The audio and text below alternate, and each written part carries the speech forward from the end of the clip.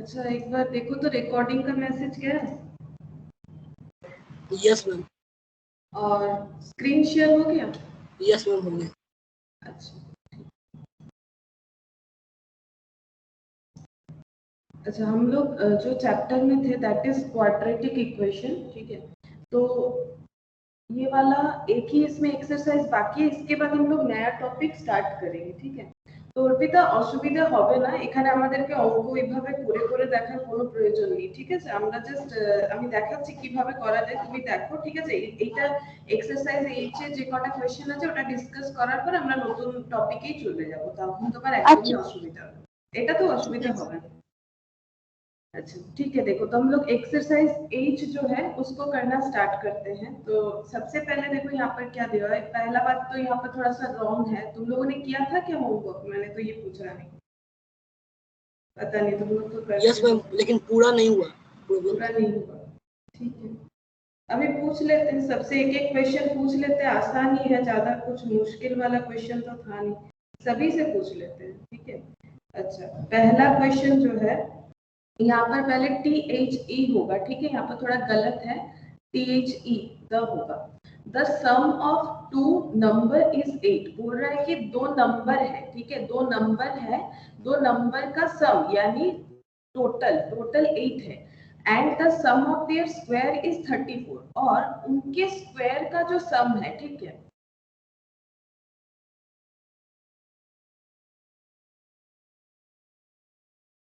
Good evening साक्षी। Ma'am option C हो। Good evening ma'am. अच्छा अब देखो नेक्स्ट बोल रहा है कि जो नंबर है उनके क्या बोला है, द सम यानी टोटल, ठीक है, सम यानी टोटल ऑफ देयर स्क्वायर, उस नंबर के स्क्वायर का टोटल 34 होगा। Taking one number as x, एक नंबर में एक्स मानना है, and form an equation in x and hence find the number. सीधा बात है, हमें इक्वेशन बनाने का भी जरूरत नहीं, हमें सिर्फ नंबर ढूंढने के लिए सी होगा ऑप्शन।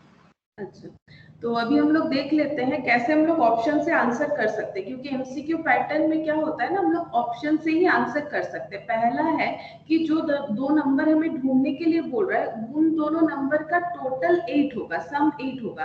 तो 10 + 7, क्या 10 + 7 8 हो सकता है? नहीं होगा, 17 नहीं होगा, 17 होगा। अच्छा क्या 4 + 4 8 हो सकता है? यस मैम हाँ, होगा, हो सकता है। लेकिन स्क्वायर रूट 34 नहीं होगा। 3 और 5 भी 8 हो सकता है, 6 और 2 भी 8 हो सकता है। तो बोला है हमें ऐसा नंबर ढूंढना है जिन दोनों का सम 8 हो।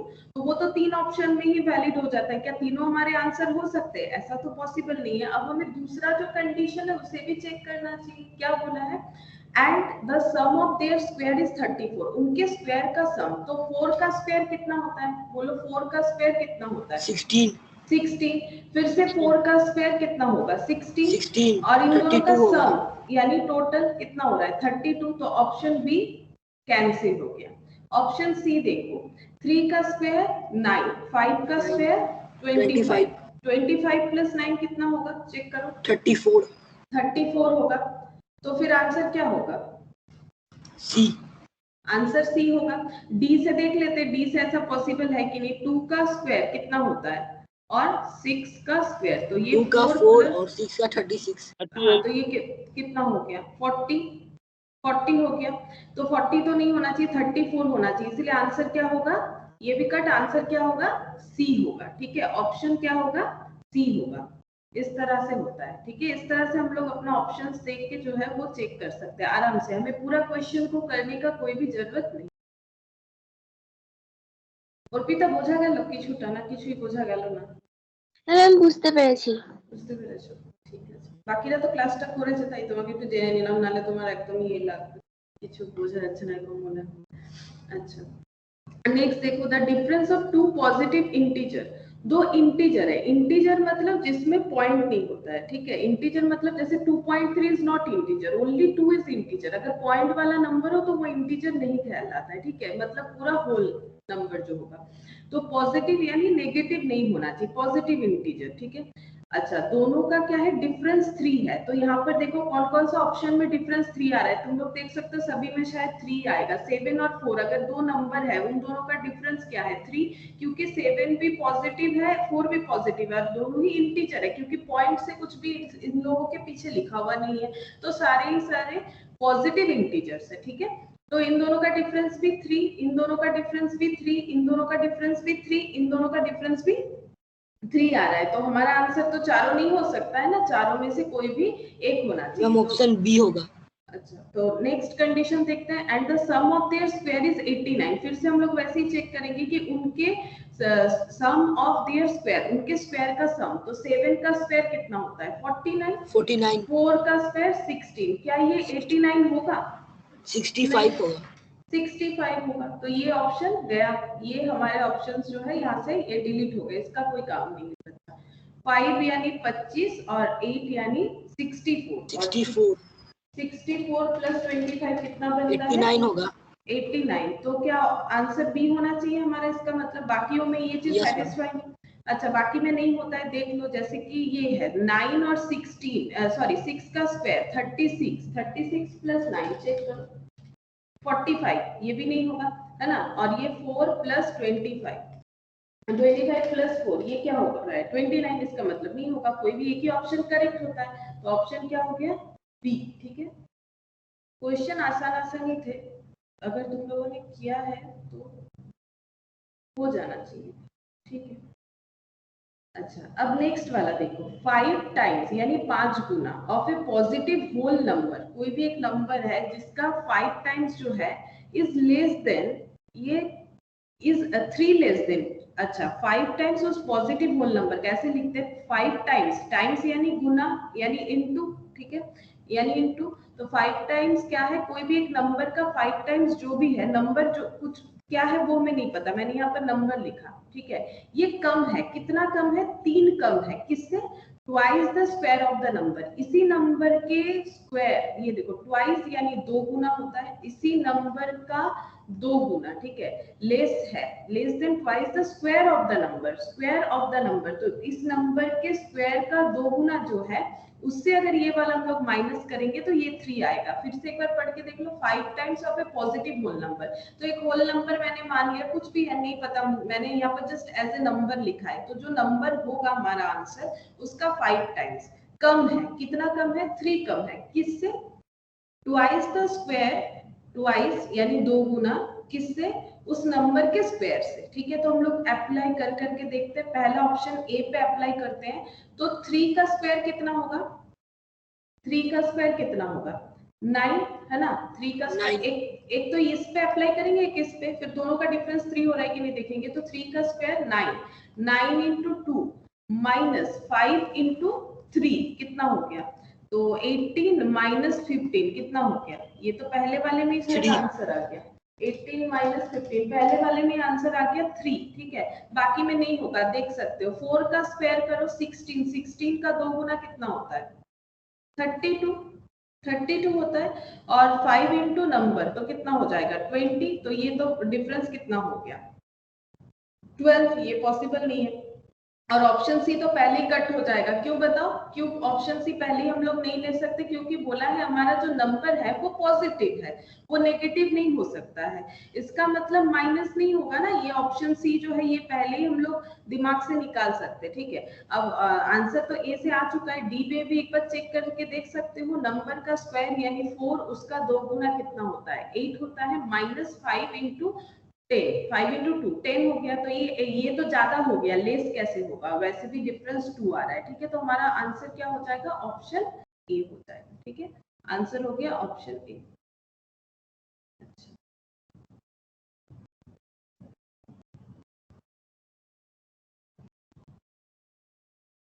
नेक्स्ट देखो क्या बोल रहा है, the area of a rectangular field is 2000 square metre, area बोला है, and its perimeter is 180 metre. ठीक है, तो ये देखो रेक्टेंगल मतलब ये, ठीक है, মানে যেটাকে বাংলাতে বলে আয়তক্ষেত্র। ঠিক আছে, तो ये रेक्टेंगल हो गया, और इसका बोला है एरिया, एरिया कितना है, एरिया है 2000 स्क्वायर मीटर, মানে যেটাকে বর্গক্ষেত্র বলে 2000 स्क्वायर मीटर, ठीक है। और पेरीमीटर है 180 सेंटीमीटर, ठीक है, 180 सेंटीमीटर माने যেটাকে পরিসীমা বলে, ठीक है। तो बोल सकते हो पेरीमीटर का फॉर्मूला बता सकते हो, पेरीमीटर का फॉर्मूला किसको पता है? বাংলাতে এটাকে বলে পরিসীমা, আয়তক্ষেত্রের পরিসীমা फॉर्मूला कौन बता सकता है? बोलो, पेरीमीटर का फॉर्मूला पता है?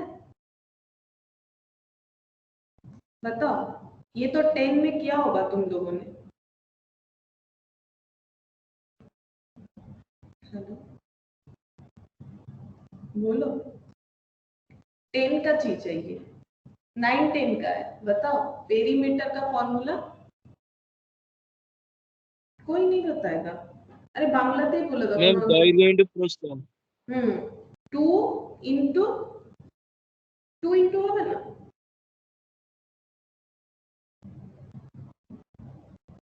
পুরোটা বলো।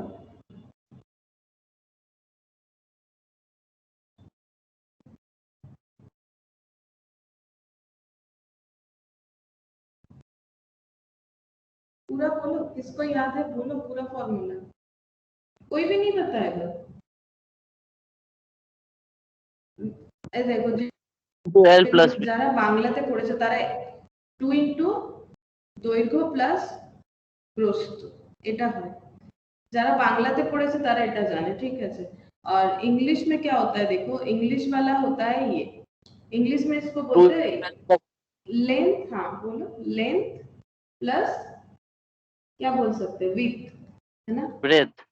हाँ, ब्रेथ या फिर विड्थ एक ही बात है, ठीक है। ये ब्रेथ भी लिख सकते हैं, चलेगा, वो भी चलेगा। ये देखो अगर कोई रेक्टेंगल होता है, ठीक है, ये अगर कोई रेक्टेंगल है तो रेक्टेंगल का क्या होता है? ये ऑपोजिट दोनों साइड्स, ठीक है, ये 4 साइड होते हैं तभी तो रेक्टेंगल होता है। तो ऑपोजिट दो साइड जो है वो बराबर, ये दो ऑपोजिट जो है वो बराबर होता है। तो ये लेंथ होता है, जो ज्यादा लंबा होता है इसको बोला जाता है लेंथ इंग्लिश में, ठीक है, जिसको ये बोलते हैं दৈর্ঘ্য। और ये जो विड्थ है या फिर ब्रेथ, ठीक है, इसको ये जो है कंपैरेटिवली कम होता है, ठीक है, इसका जो साइज है वो कम होता है। तो पेरीमीटर का फॉर्मूला ये हो गया। अब देखो क्वेश्चन में हमें क्या बोला है? अच्छा, क्वेश्चन में क्या बोला है? देखो बोल रहा है कि the area of a rectangular is, अच्छा एरिया का फॉर्मूला बता सकते हो? एरिया का फॉर्मूला, रेक्टेंगल का एरिया का फॉर्मूला कौन बताएगा? एरिया का फॉर्मूला क्या होता है? बोलो। ये सब तो 9 10 का चीज पूछ रहे, थोड़ा सा याद करो, याद आ जाएगा। थोड़ा सा कोशिश करो। क्या होता है एरिया? माने হচ্ছে ক্ষেত্রফল। Ma'am L into B। हाँ, एरिया मतलब होता है L इंटू बी, यानी वही लेंथ इंटू ब्रेथ या फिर विड्थ, ये वाला हो जाएगा लेंथ। सॉरी मैंने क्या स्पेलिंग लिख दिया, इंटू विड्थ, है ना। আর যেটাকে বাংলাতে কি বলে? ক্ষেত্রফল কি হয়? দৈর্ঘ্য গুণিত প্রস্থ। बहुत दिन बाद बंगाली लिखे आज हम। अच्छा ये देखो, तो ये हो गया लेंथ इंटू विड्थ, ठीक है। तो ये ऐसे होगा। तो अब देखो ये मुझे फॉर्मूला इसलिए बताना था क्योंकि बिना फॉर्मूला के तो ये क्वेश्चन सॉल्व नहीं होगा। लेकिन देखो हम लोग को पूरा चीज करना नहीं है, हम लोग शॉर्टकट में करेंगे। कैसे? एरिया बोला है 2000 स्क्वायर मीटर और एरिया का क्या होता है? Length into breadth. तो बोला है कि द लेंथ एंड ब्रीथ, वही पूछा है। इसका मतलब सारे ऑप्शंस में हमें लेंथ और ब्रीथ ही दिया हुआ है। तो एरिया 2000, तो लेंथ इंटू ब्रीथ होगा। तो एक लेंथ है एक ब्रीथ है, बोलो कौन सा दो चीज मल्टीप्लाई करने से 2000 होता है? वही हमारे ऑप्शंस में आने चाहिए। क्या 205 और 80, 205 एंड 80 को अगर इंटू करेंगे क्या 2000 हो सकता है? बहुत ज्यादा होगा, एक बार चेक करके देख लो, देख लो कितना ज्यादा ही कम होगा। बी ये 16,000, हाँ ये 16,400, ये नहीं होगा। अच्छा बी, बी बोल रहे हो तुम लोग, बी में क्या होगा? 15 to 2000। हाँ ये 2000 हो रहा है और इसमें कितना हो रहा है? इसमें तो 3000 हो जा रहा है, तो ये भी नहीं होगा। तो ऑप्शन क्या हो जाएगा? बी। थोड़ा सा फॉर्मूला अगर याद रखोगे, बाकी तो ऑप्शन ही हमें हेल्प करेगा, पूरा थोड़ी ना याद रखना है हम लोग को। थोड़ा बहुत भी याद रहेगा तो काम हो जाएगा ना। अच्छा नेक्स्ट देखो, to squares have sides P p centimeter and p plus 5 centimeter. The sum of their square is 625 centimeter. The side of the square, तो बोल रहा है कि दो स्क्वायर है, स्क्वायर मतलब जिसका 4 साइड्स इक्वल होता है उसी को तो हम लोग स्क्वायर बोलेंगे। ये रहा दो स्क्वायर, देखो मैंने थोड़ा सा कोशिश किया ताकि चारों साइड जो है वो बराबर हो। स्क्वायर मतलब क्या होता है? ऑप्शन सी ऑप्शन 15 और सी। 20। अच्छा देख लेते हैं। अच्छा स्क्वायर का मतलब होता है जैसे कि मैम p बांग्ला + 5 बोला है, p + 5 तो 15 + 5 20 भी होगा वैसे। अच्छा देख लेते हैं। p है, एक स्क्वायर का सारा साइड p है जिसके चार साइड इक्वल होते हैं। एक स्क्वायर का चारों साइड क्या है? p + 5 p + 5 p + 5 और p + 5, क्योंकि हमें पता है ना स्क्वायर का चारों साइड्स क्या होता है? इक्वल होता है। तो इसका मतलब कोई भी एक नंबर होगा उसमें 5 ऐड करेंगे, उस तरह से होना चाहिए। तो देखते हैं, the sum of their square is 625, ठीक है। तो इनके स्क्वायर का सम जो है वो 625 स्क्वायर सेंटीमीटर है। The side of the squares are, ठीक है। तो पहला बात है, देखो एक अगर पहला अगर मेरा 10 होता है, हम ऑप्शन ए ले लेते हैं, पहला 10 होगा तो दूसरा 10 + 5 15 होना चाहिए, तो ये तो 30 है, तो पहला ऑप्शन मेरा कट हो गया, ठीक है। इसी तरह से दूसरा ऑप्शन देखो, अगर पहला मेरा 12 होगा, पहला मेरा 12 सेंटीमीटर है तो दूसरा 12 + 5 होना चाहिए, क्योंकि दूसरा साइड तो उससे 5 ज्यादा है, 17, तो ये भी नहीं 25 हो रहा है। और पहला अगर 15 होगा, दूसरा 15 + 5 20, हाँ ये वाला तो सेटिस्फाई कर रहा है, तो फिर नन ऑफ दिस नहीं, हमारा आंसर क्या हो जाएगा? ये वाला 15 और 20, क्योंकि दोनों स्क्वायर जो है एक के साइड है p सेंटीमीटर है, यानी एक का 15 है, मतलब एक स्क्वायर जो है उसका चारों साइड 15 15 और 15 है, ठीक है। और एक स्क्वायर है उसका चारों साइड 20 20 20 और 20 है, ठीक है। तो सम ऑफ देयर स्क्वायर्स, तो इनके स्क्वायर का सम चेक करो। 15 का स्क्वायर कितना होता है बताओ? 15 का स्क्वायर चेक कर लेते हैं, आंसर सही है कि नहीं। 15 का स्क्वायर 225 और 20 का स्क्वायर 400। 20 का स्क्वायर तो 400 होता है, ठीक है। तो 400 और 225 बोला है ना, सम ऑफ देयर स्क्वायर, तो कितना हो जाएगा? 625। ये देखो 625 ही आ रहा है, 625, यानी हमारा ऑप्शन क्या है? ऑप्शन सी जो है वो करेक्ट है ना। ऑप्शन सी जो है वही हमारा आंसर होगा। अच्छा नेक्स्ट क्वेश्चन नंबर 6 देखो, हमें बोला है डिवाइड 50 इनटू 2 पार्ट्स। 50 जो नंबर है इसको दो पार्ट में हमें डिवाइड करना है, ठीक है। कैसे? ऐसे करना है such that the sum of their reciprocal. Reciprocal मतलब क्या होता है पहले वो बता देते हैं। जैसे देखो 2/5 है तो इसका रेसिप्रोकल यानी उल्टा, ठीक है, इसका उल्टा क्या होगा? 5/2, ठीक है। ये रेसिप्रोकल, पहले ये कंसेप्ट समझ लो कि रेसिप्रोकल क्या होता है। तो 2/5 का अपोजिट 5/2। डिवाइड 50 को हमें डिवाइड करना है दो पार्ट में, ठीक है, सच दैट इस तरह से the sum of their reciprocal, जब उनका रेसिप्रोकल करे तो उनका सम 1/12 हो जाए। तो नंबर क्या क्या हो सकते हैं पहले देख लेते हैं। क्या 24 और 26 हो सकते हैं? क्या 24 26 को जोड़ने से 50 आता है? पहले वो चेक कर लेते हैं। हाँ आ तो रहा है, ठीक है, तो पहले इस पे चेक करते हैं। तो 24 का सभी को जोड़ने में 50 आ रहा है। अच्छा सभी को जोड़ने में 50 आ रहा है, लेकिन सारा आंसर तो फिर हो नहीं सकता। ये देखो 20 30 50 होता है, 27 23 ये भी 50 होता है, 20 22 ये भी 50 होता है। ओके, तो सारा का सारा डेटा हमें 50 दे रहा है, उसमें कोई प्रॉब्लम नहीं, लेकिन 50 हमारा सारा आंसर तो नहीं हो सकता। इसका मतलब हमें क्या करना पड़ेगा? रेसिप्रोकल से चेंज करना पड़ेगा। तो हम लोग पहले ऑप्शन ए ले लेते हैं। तो 24 का रेसिप्रोकल क्या होगा बताओ? 24 के नीचे कुछ नहीं है, 1/24।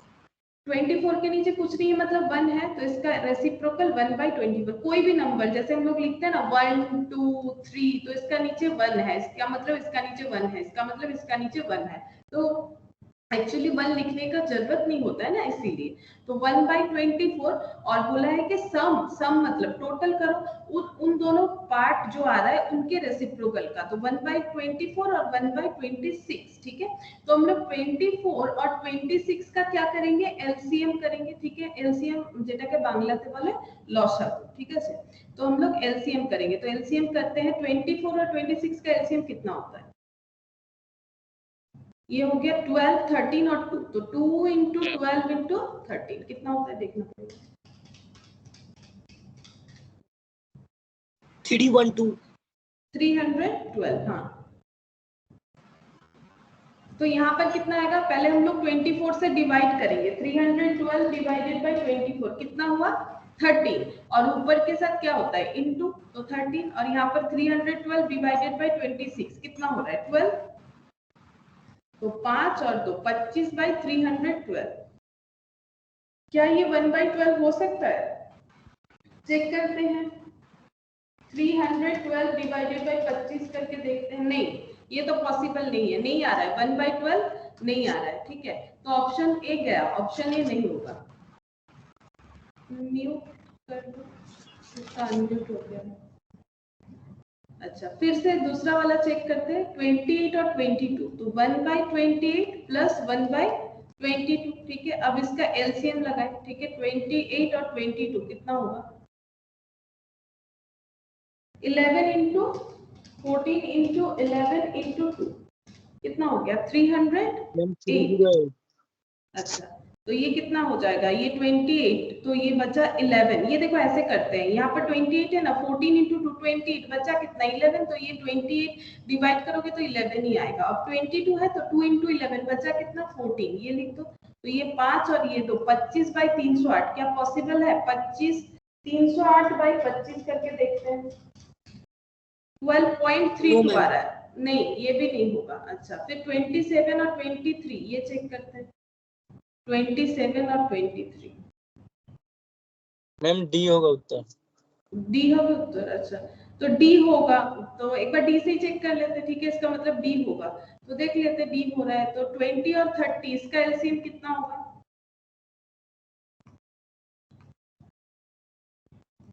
ये हो गया 2 5 और 2 3। ठीक है, 2 5 60 2 3, अच्छा 60। तो यहाँ पर 20 से डिवाइड करेंगे 3, 30 से डिवाइड करेंगे 2, तो 5/60। तो 5/60 मतलब 1/12। हाँ, ऑप्शन डी होगा। अगर सी से भी हम लोग चेक करते तो उसमें भी नहीं टैली होता, शायद तुम लोग देख सकते हो एक बार चेक करके। ठीक है, तो उसमें भी टैली नहीं होता, तो लास्ट वाले में ही हुआ। ठीक है, तो ऑप्शन से देखने से क्या होता है, जब लास्ट वाला होता है तो उसमें थोड़ा टाइम लेकिन लग जाएगा हम लोगों को।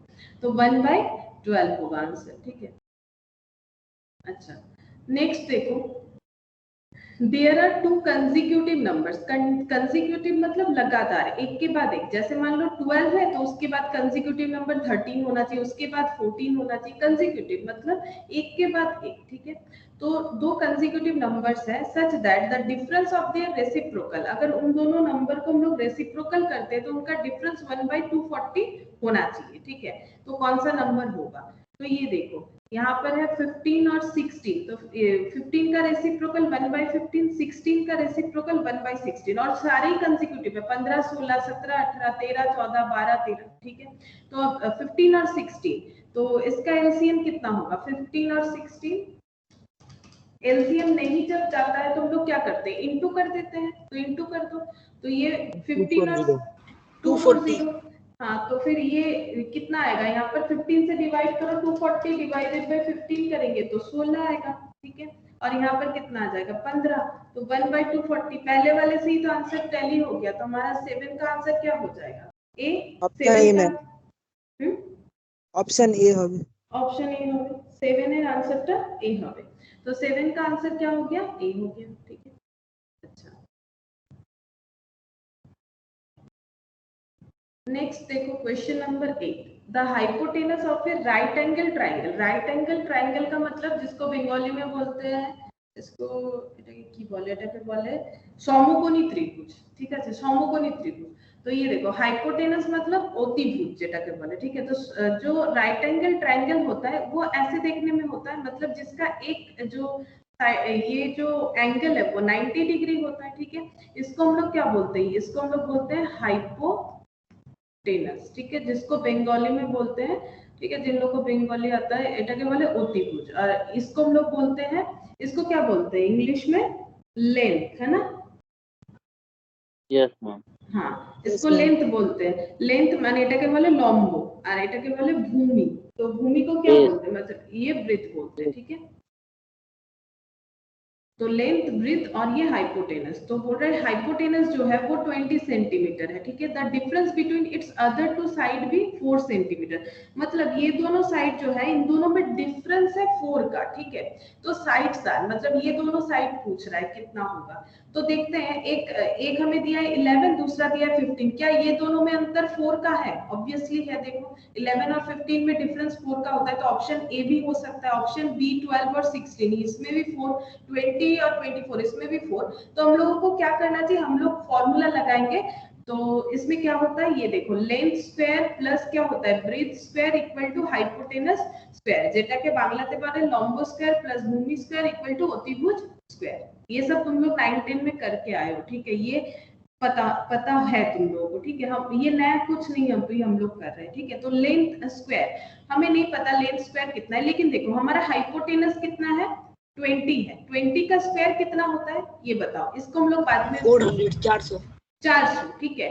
अब मुझे एक चीज बताओ, इसमें से तुम लोग को ऐसा कौन सा डेटा लग रहा है जिसका स्क्वायर करके टोटल करने से 400 हो जाएगा? हम लोग चेक करते हैं ना, 11 और 15 अगर लेते हैं, पहला ऑप्शन 11 का स्क्वायर होता है 121 मैम बी और हाँ बी होगा 15 का स्क्वायर 225, जो कि 4 मतलब 0 तो नहीं ला रहा है पीछे, तो ऑप्शन ए नहीं होगा। ऑप्शन बी देख लो, होगा। अच्छा देखते हैं, 12 का स्क्वायर 144, 16 का स्क्वायर 256 और 256 और 144 लगाओ, देखो कितना होता है 400 आ गया, है ना। तो ये ऑप्शन बी हो जाएगा, तो पूरा करने का जरूरत नहीं है, ठीक है, हम लोग इस तरह से कैलकुलेट कर सकते हैं। तो ऑप्शन बी होगा हमारा आंसर।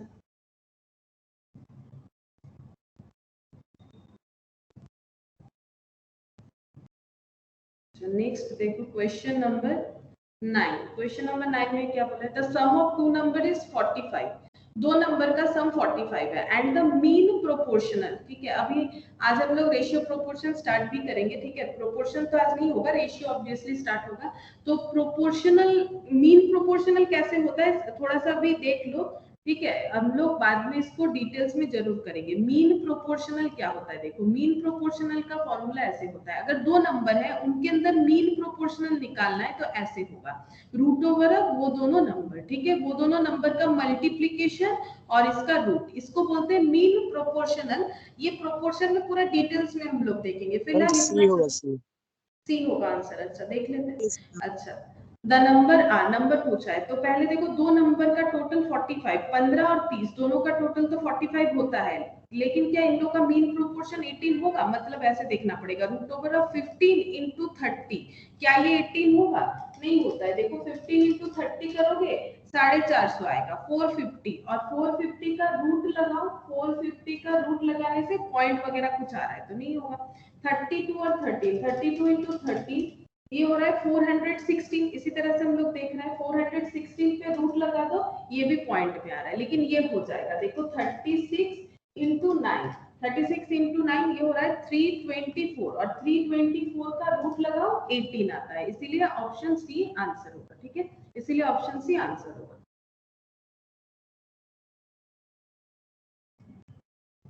अच्छा नेक्स्ट देखो 10, the side of an equilateral triangle are shortened by 12 unit, 13 unit and 14 unit. Equilateral मतलब जिसका तीनों का तीनों साइड जो है वो इक्वल है, जिसको बोला जाता है बांग्लाते যেটাকে বলে সমবাহু त्रिभुज, ठीक है, मतलब जिसका सारे जो मतलब साइड्स है वो इक्वल है, दैट इज इक्विलैटरल ट्रायंगल। अगर इसके जो भी साइड्स है उसको अगर हम लोग 12, 13 और 14 यूनिट से कम कर देते हैं तो ये एक राइट एंगल ट्रायंगल बन जाएगा। राइट एंगल ट्रायंगल का मतलब अभी मैंने बोला ये वाला, ठीक है, मतलब समकोणी त्रिभुज যেটাকে বাংলাতে বলে। तो देखो अगर ये इक्विलैटरल का अगर सारा साइड 17 सेंटीमीटर है और हर एक साइड अगर हम लोग 12, 13 और 14 इस तरह से कम करते हैं तो पहला साइड कितना हो जाएगा? पहला मान लो ये साइड है, इसको हम लोग कितना माइनस करेंगे? 12 यूनिट। तो बोलो 17 से 12 माइनस करोगे कितना आएगा? 5, ठीक है। अच्छा दूसरा 13 से कम करना है, सपोज ये वाला ले लेते हैं, 17 से 13 कम करो कितना आएगा? 4 कम करने के लिए बोला है ना, इसीलिए कर रहा है। और 14 यूनिट लास्ट वाले में कम करना है, तो 17 से 14 कम करो कितना आएगा? 3, ठीक है। तो हम लोग को पता है ये सबसे ज्यादा होता है, तो 5 4 3 में सबसे ज्यादा क्या है 5, ठीक है, ये 4 और ये 3। अब वही वाला फॉर्मूला अप्लाई करके देखेंगे, लेंथ स्क्वायर प्लस क्या होता है breadth square equal to hypotenuse square, ये वाला हम लोग चेक कर सकते हैं। तो देखते हैं 4 स्क्वायर प्लस 3 स्क्वायर कितना आता है। 4 स्क्वायर मतलब 16, 3 स्क्वायर मतलब 9, और 16 प्लस 9 25 आता है, और 5 का स्क्वायर भी क्या आता है 25 आता है ना। तो ऑप्शन ए होना चाहिए, ठीक है। 10 का ऑप्शन ए होना चाहिए। बाकी में तुम लोग चेक करके देख सकते हो, नहीं टैली होगा, ठीक है। बाकी में तुम लोग चेक करके देख सकते हो, टैली नहीं होगा, तो ये आंसर हो जाएगा ऑप्शन ए, ठीक है, ऑप्शन ए हो जाएगा। अच्छा,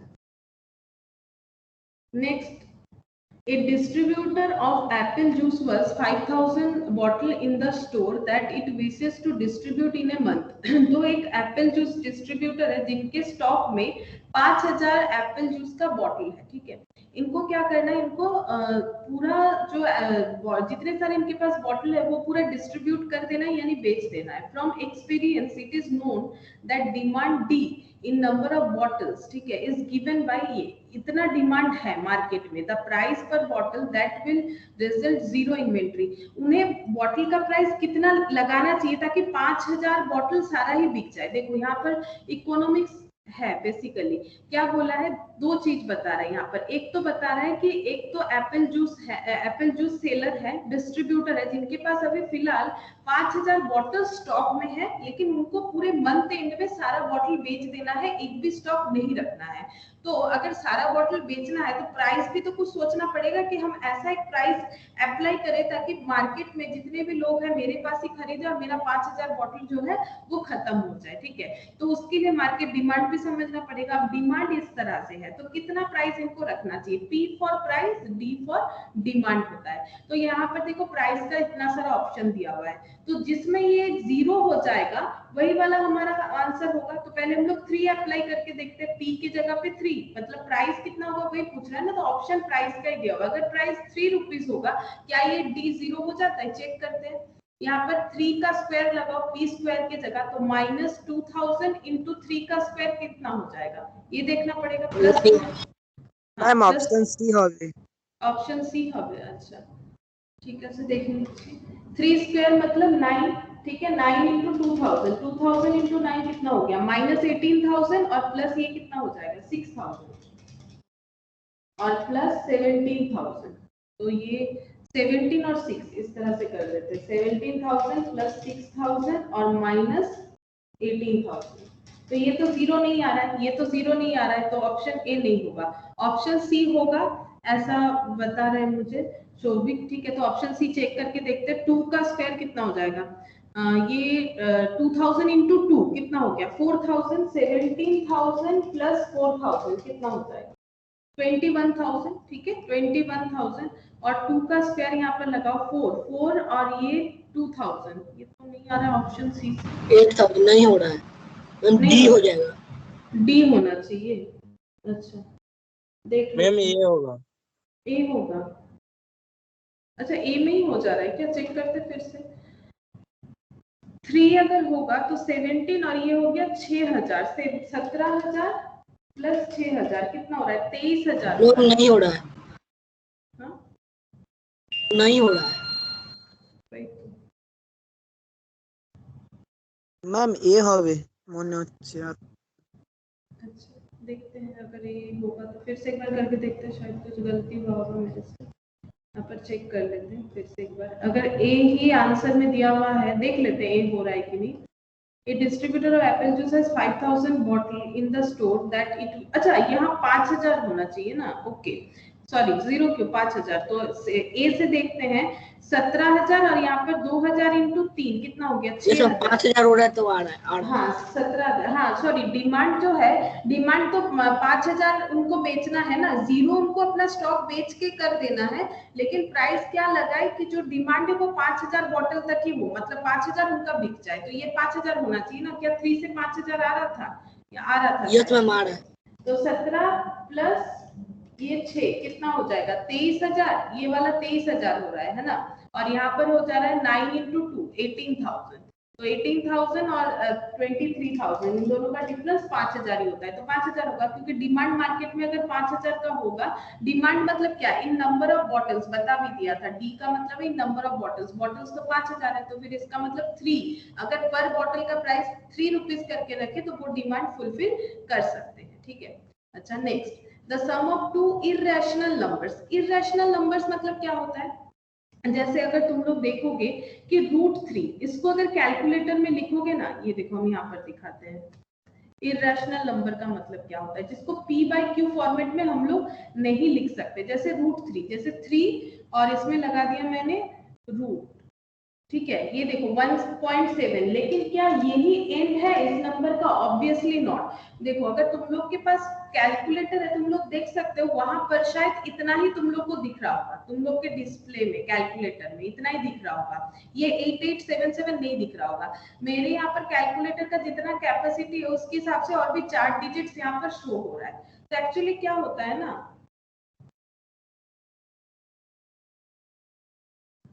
एक्चुअली क्या होता है कि यहाँ पर हम लोग उतना ही देख पाते हैं कैलकुलेटर में जितना कैलकुलेटर का कैपेसिटी है, जो कैलकुलेटर जितना स्टेप्स हमें दिखा सकता है, लेकिन ये नंबर जो है ना, ये चलता ही जाएगा, इसका कोई एंड नहीं है। ठीक है, एक बार म्यूट कर लो। डॉट डॉट डॉट डॉट दे देना, डॉट डॉट डॉट डॉट यहाँ तक भर देना, ठीक है, यहाँ तक भर देना, उसमें डिजाइन करना। हाँ, साक्षी म्यूट कर लो।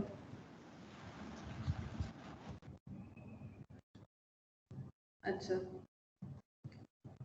तो यहाँ पर देखो जो हम बोल रहे थे, तो इस तरह से अगर तुम लोग √3 देखो ना, तो उसका क्या है ना, कोई एंड नहीं है, वो चलता जाएगा, लेकिन कैलकुलेटर तो हमें उतना ही दिखाएगा ना जितना उसका कैपेसिटी है, उससे ज्यादा नहीं दिखाएगा, इसीलिए हम लोग इसको p/q फॉर्मेट में नहीं लिख सकते हैं। या फिर जैसे देखो, ये जो 1/3 है, ये इसका भी देखो 0.3333 ऐसे चलता जाता है, ठीक है, तो ये, या फिर 20, ये देखो 22/7 जो पाई का वैल्यू होता है, 22/7 लिखोगे ना तो भी तुम लोग को कैलकुलेटर में जो दिखेगा, ये देखो 22 डिवाइडेड बाय मैंने 7 लिख दिया, ठीक है। अब इसका कुछ आंसर दिख रहा है, लेकिन ये 3 में जाके खत्म नहीं हो रहा है, ये 3 में जाके खत्म नहीं हो रहा है। अगर देखो 21/7 होता तो ये डायरेक्ट 3 हमें दे देता, ठीक है, लेकिन ये जो है ये एंड नहीं हो रहा है, ये 3 का एंड हम लोग ये नहीं बोल सकते, तो इसे हम लोग डायरेक्टली p/q फॉर्मेट में नहीं लिख सकते। इसे कैसे लिखेंगे p/q फॉर्मेट? जैसे देखो 10.3 है, इसे हम लोग लिख सकते हैं p/q फॉर्मेट में, कैसे?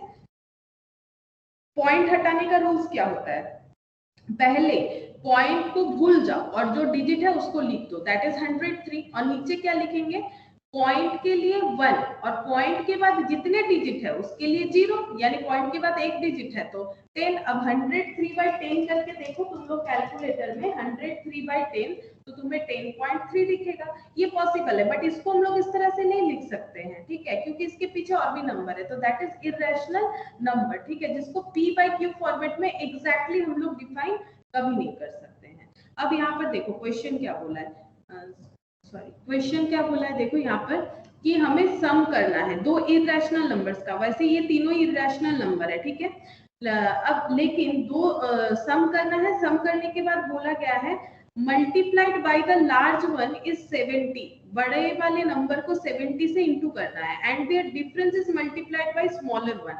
अच्छा, दो इररेशनल नंबर लो, दोनों इररेशनल नंबर का सम करो और सम को इंटू करो कितने से, multiplied by the large number by 70। अच्छा, दोनों नंबर का सम करने के बाद जो बड़ा वाला नंबर है उसको 70 से मल्टीप्लाई करो और दोनों नंबर के डिफरेंस निकालने के बाद जो छोटा वाला नंबर है उसे 12 से क्या करना है, multiplied by the smaller one is 12 से छोटा वाला नंबर को इंटू करना है, द टू नंबर्स आर, कौन से, वो दो नंबर है, ठीक है। अच्छा,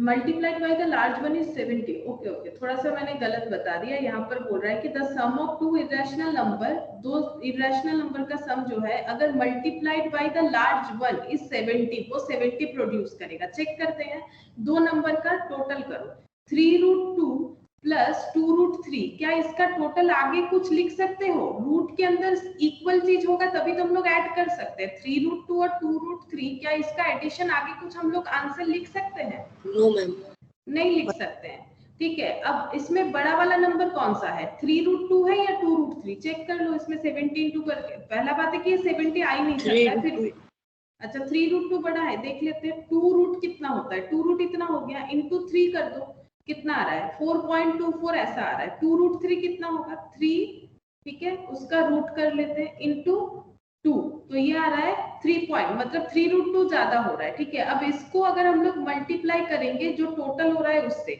मतलब ये तो मेरा सम हो गया ना, इसको इसमें बड़ा वाला नंबर ये है, ठीक है, ये सम को अगर हम लोग 3√2 से मल्टीप्लाई करेंगे तो 70 आएगा, जो कि पॉसिबल है ही नहीं, क्योंकि पूरा एक इंटीजर नंबर 70 आने के लिए ये रूट तो हटना चाहिए। अगर इंटीजर नंबर मुझे 70 चाहिए तो उसके लिए रूट तो हटना चाहिए, तो इस केस में तो रूट नहीं हट रहा है। ठीक है, अच्छा, तो मेरे हिसाब से ये वाला होना चाहिए। क्यों बताओ, क्योंकि इसमें हम लोग एडिशन कर सकते हैं। देखो 5√2 और 2√2 का एडिशन करो, 2√2 प्लस 5√2, इसको हम लोग टोटल कर सकते हैं। बताओ कितना होगा, दोनों में अगर √2 है तो एडिशन कर सकते हैं, बोलो कितना होगा,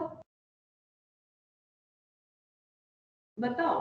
5√2 प्लस 2√2 7√2 7√2, ठीक है, सॉरी 7√2 होगा, 7√2, इसमें एडिशन हो सकता है। अब ये जो सम है इसको मल्टीप्लाई करना है लार्ज वाले नंबर से, तो कौन सा बड़ा नंबर होगा, ऑब्वियसली 5√2 बड़ा होगा, क्योंकि √2 का कुछ भी वैल्यू हो वो मल्टीप्लाई 5 गुना होगा तो उसका वैल्यू ज्यादा होगा। इंटू करो 5√2 से, तो 7√2 इंटू 5√2, तो 7 इंटू 5 कितना होता है, कैसे रूट का मल्टीप्लाई होता है, 7 इंटू 5 पहले करेंगे, कितना होता है 35, और √2 इंटू √2 कितना होता है, दो बार √2 को मल्टीप्लाई 2 होता है, तो 35 इंटू 2 70 आ गया, 70 आ गया, तो ये होगा आंसर।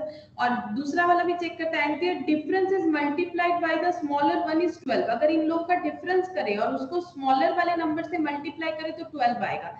तो डिफरेंस करो 5√2 और 2√2 का डिफरेंस करो, कितना आता है, √2 तो रहेगा, 3√2, स्मॉलर डेटा है 2√2, चलो 3√2 से स्मॉलर वाला डेटा को मल्टीप्लाई करो, तो 3 इंटू 2 कितना आता है 6, पहले जो नॉर्मल डिजिट है उन्हें इंटू करो, 12 आ गया, 6 इंटू 2 12 आ गया, तो 2 नंबर सा क्या हो जाएगा, सी, ऑप्शन सी, 2√2 और 5√2। तो हम लोग को डायरेक्टली यही वाला देखना चाहिए, क्योंकि ये सब में एडिशन होना पॉसिबल नहीं है, फिर होल नंबर 70, 12 ये कैसे आएगा, ये तो टफ हो जाएगा आना, ये आना नामुमकिन है। इसीलिए हम लोग कौन सा वाला ऑप्शन लिए जिसमें एडिशन हो रहा है। ठीक है, वैसे तुम लोग देखते हुए आ सकते हो ऑप्शन ए ऑप्शन बी, लेकिन इसमें हम लोग चेक कर सकते हैं ना कि ये वाला मेरा 2√2 और 5√2 जो है ये तो एडिशन हो रहा है, इसीलिए हम लोग पहले इसी को चूज कर सकते हैं।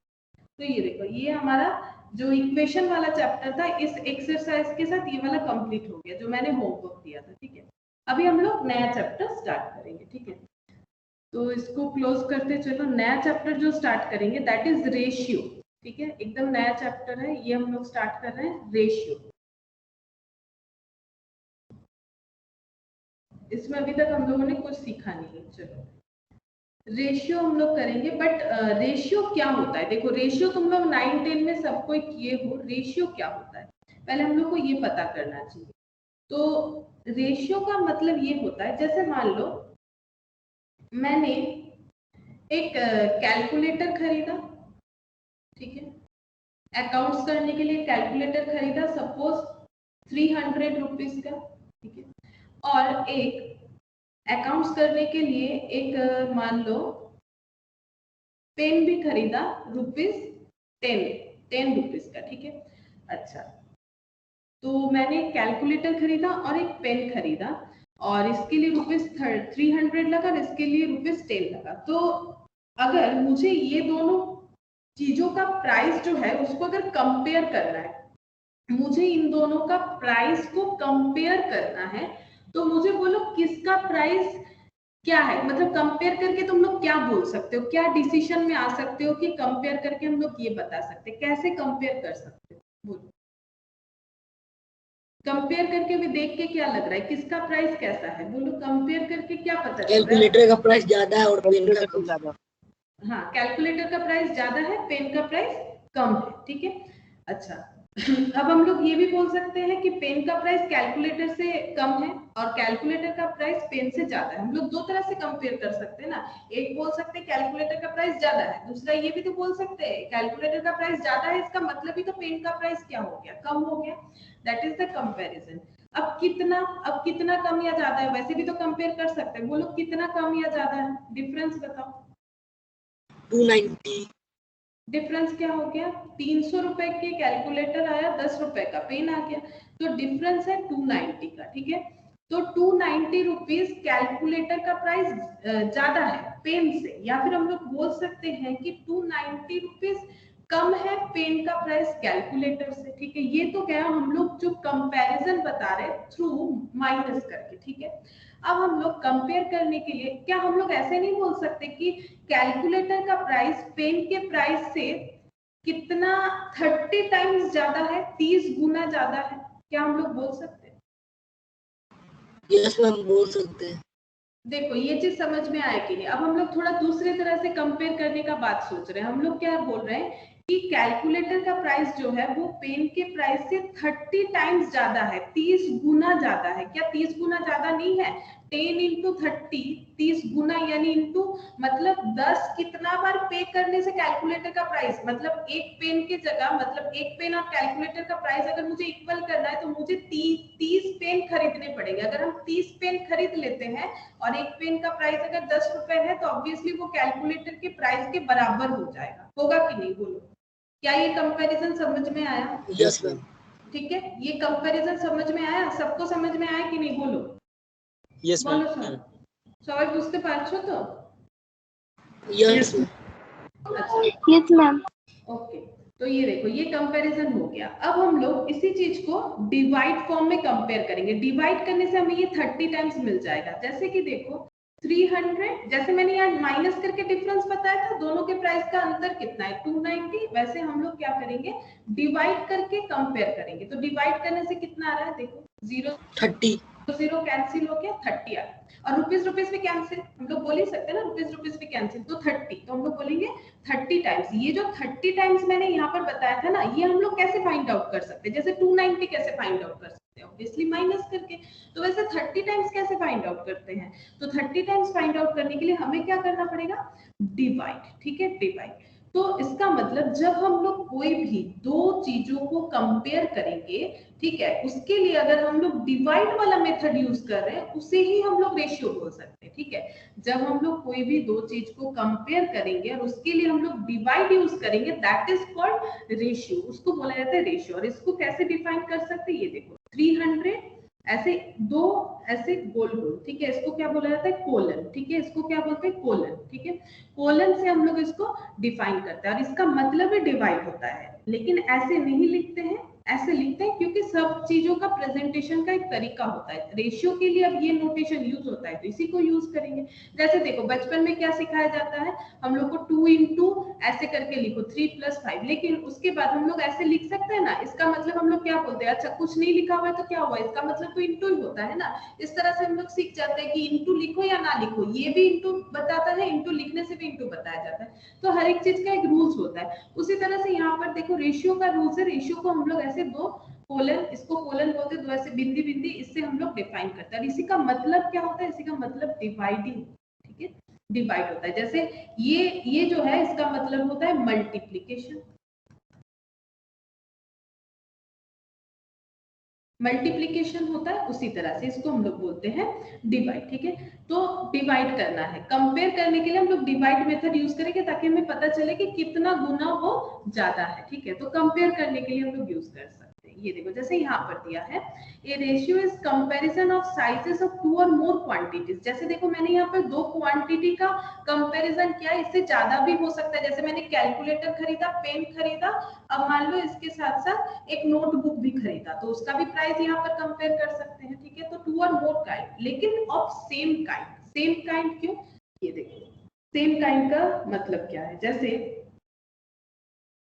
तो कंपैरिजन तो होगा ही, लेकिन क्या होना चाहिए, यहाँ पर लिख देते comparison of same kind.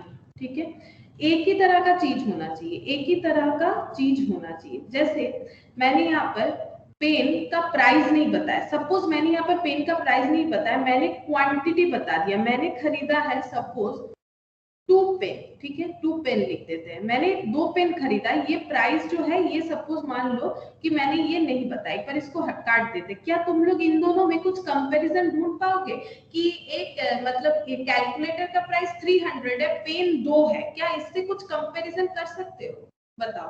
Compare करने के लिए नहीं कर सकते ना, कंपैरिजन करने के लिए हमें सेम टाइप ऑफ चीज चाहिए, दोनों प्राइस था इसीलिए हम लोग कंपेयर कर रहे थे, अच्छा किसका प्राइस कम है किसका प्राइस ज्यादा है, लेकिन एक बता रहा है मेरे पास 2 पेन है और एक हम बता रहे हैं मेरे पास 300 रुपए का कैलकुलेटर है, तो इसको कैसे कंपेयर करें, क्योंकि कंपेयर तो तभी कर सकते हैं ना जब दोनों चीज सेम टाइप हो, 2 या 3 जितने भी चीजों को हम लोग कंपेयर करेंगे वो सेम टाइप ऑफ होना चाहिए। जैसे अगर मान लो हम कंपेयर करना चाहते हैं कि किसका हाइट क्लास में सबसे ज्यादा है, या फिर हाइट ही एक बार मान लो, ठीक है किसका हाइट सबसे ज्यादा है क्लास में, तो ये अगर हम लोग कंपेयर करेंगे तो उसके लिए मुझे बाकी लोगों का भी तो हाइट ही लेना पड़ेगा, हम वेट से तो हाइट को कंपेयर नहीं कर सकते, ठीक है। या फिर मुझे अगर ये कंपेयर करना है कि मान लो एग्जाम में अकाउंट्स में या फिर जैसे मैथ कर रहे थे, एक बार मैथ ही ले लेते हैं, मैथ में सबसे ज्यादा किसको मिला, जितने भी क्लास में सबको हो, मैंने कंपेयर करने का कोशिश किया कि सबसे ज्यादा किसको मिला है, तो मुझे सबका मैथ का मार्क्स ही पता करना पड़ेगा, हम किसी का अकाउंट्स के साथ तो मैथ का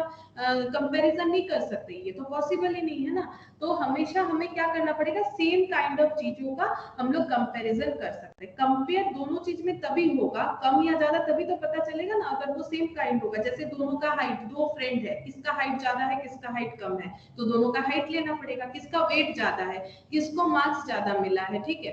तो इस तरह से हम लोग जब चेक करेंगे तो हमें सेम काइंड ऑफ चीजों को ही लेना चाहिए, हम लोग अगर सेम काइंड ऑफ चीज नहीं लेंगे तो कभी हम लोग कंपेयर नहीं कर सकते, ठीक है। अब देखो क्या बोला है, if A and B are two quantities of the same kind, that is same unit, same kind मतलब यूनिट सेम होना चाहिए, जैसे दोनों चीज पैसे जैसे रुपीज में लिया था तो कंपेयर करना पॉसिबल था, लेकिन एक रुपीज में है एक क्वांटिटी में है तो कंपेयर नहीं कर सकते हैं। सेम यूनिट मतलब सेम यूनिट होना चाहिए दोनों चीज का, ठीक है, मतलब उनका यूनिट, अगर किलो किलो है दोनों चीज तो किलो, अगर दोनों चीज मीटर मीटर में है तो मीटर में होना चाहिए, दोनों अगर सेंटीमीटर है तो सेंटीमीटर होना चाहिए, या फिर दोनों ही अगर क्वांटिटी में पीसेस में, जैसे एक ने 5 पेन खरीदा एक ने 7 पेन खरीदा तो भी कंपेयर हो सकता है कि कितना पेन किसने ज्यादा खरीदा, तो पेन नंबर ऑफ पेन्स, तो ये भी एक यूनिट है, नंबर, हाउ मेनी नंबर, ठीक है। अच्छा, देन द फ्रैक्शन, फ्रैक्शन मतलब डिवाइड फॉर्म, फ्रैक्शन मतलब डिवाइड फॉर्म, तो एक अगर क्वांटिटी ए है दूसरा अगर क्वांटिटी बी है तो ए डिवाइडेड बाय बी, इसको ही बोला जाता है रेशियो। रेशियो को कैसे रीड करते हैं, ए टू बी, पहला वाला पहले पढ़ो दूसरा वाला बाद में पढ़ो, ए टू बी, जैसे 2:3 अगर है तो इसको हम लोग बोलेंगे 2:3, और 2 का मतलब भी क्या होता है, डिवाइड, और इस 2 को ये जो है कोलन, इससे भी हम लोग डिफाइन कर सकते हैं, ठीक है। तो कोलन हो या डिवाइड हो या 2 हो, बात एक ही है, ठीक है। तो इसको हम लोग बोलेंगे A to B, it is written as A is to B, ratio में यही वाला फॉर्मेट चलता है, A is to B, thus the ratio of A to B, A to B को हम लोग कैसे लिखेंगे, ये देखो A to B का रेशियो को हम लोग ऐसे लिख सकते हैं A by B या फिर A is to B, but ratio के लिए पॉपुलर यही वाला होता है A is to B, ये गलत नहीं है, बात तो बराबर ही होता है ना, एक ही बात है, इसी से इसी को डिफाइन किया गया है, लेकिन जिसका जो नोटेशन है वो हमें यूज करना चाहिए।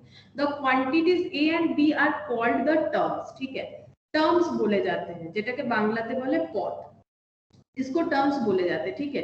ए एक टर्म है, ठीक है, रेशियो का, और बी एक टर्म है, तो कौन से टर्म को क्या बोला जाता है वो देखो, जैसे अगर हम लोग ऐसे लिखते हैं A is to B, ठीक है, A भी एक टर्म है B भी एक टर्म है, लेकिन ये पहला टर्म है ये दूसरा टर्म है, तो इसको क्या बोला जाता है पता है, पहले को क्या बोलेंगे, फर्स्ट टर्म, ठीक है, पहले वाले टर्म को क्या बोला जाता है, फर्स्ट टर्म, या फिर इसका और एक नाम भी है एंटीसीडेंट, ठीक है, तो ये सब नाम तुम लोग को थोड़ा याद रखना पड़ेगा। एंटीसीडेंट, हम खुद ही स्पेलिंग भूल गए, NTECEDENT, अच्छा CET ना, ठीक है, लिख लेते हैं। अच्छा, फर्स्ट टर्म है एंटीसीडेंट, और दूसरी जो सेकेंड टर्म होता है उसको हम लोग बोलेंगे, ये देखो ये दूसरा है तो इसको हम लोग बोलेंगे सेकेंड, या फिर इसका और एक नाम भी होता है इसका और एक नाम जो है कंसिक्वेंट, ठीक है, कंसिक्वेंट। अब ये कंसिक्वेंट क्यों बोला जाता है? कंसिक्वेंट आया कंसिक्यूटिव, मतलब लगातार, एक के बाद एक, कंसिक्यूटिवली हो रहा है मतलब एक के बाद एक, तो ये कंसिक्वेंट टर्म ही तो है, एक के बाद वाला भी है, इसीलिए इसका नाम ऐसे रखा गया है। वैसे इसको सेकेंड टर्म भी बोल सकते हैं, तो एमसीक्यू में बोल सकता है, मतलब ऐसा ऑप्शन रह सकता है कि कौन सा टर्म का नाम क्या है, तो इसीलिए हमें थोड़ा सा पता होना चाहिए फर्स्ट टर्म और सेकेंड टर्म। ये तो आसानी से याद रहेगा, फर्स्ट यानी एंटीसीडेंट, ठीक है, और सेकेंड टर्म यानी कंसिक्वेंट टर्म, ठीक है। अच्छा, अब उसके बाद जैसे यहाँ पर दिया हुआ है 5:6, तो ये बोलो 5:, अगर 6 है तो एंटीसीडेंट टर्म कौन सा है? 5। अच्छा, और इसको क्या बोल सकते हैं? फर्स्ट, हम 1 लिख दिए, स्पेलिंग नहीं लिखना चाहिए, फर्स्ट टर्म इसको बोलेंगे। 6 को क्या बोलेंगे? 6 को बोलेंगे सेकेंड कंसिक्वेंट और सेकंड टर्म। हाँ, तो ये याद रखना पड़ेगा, ठीक है, कंसिक्वेंट और सेकेंड टर्म, वही चीज बोला था यहाँ।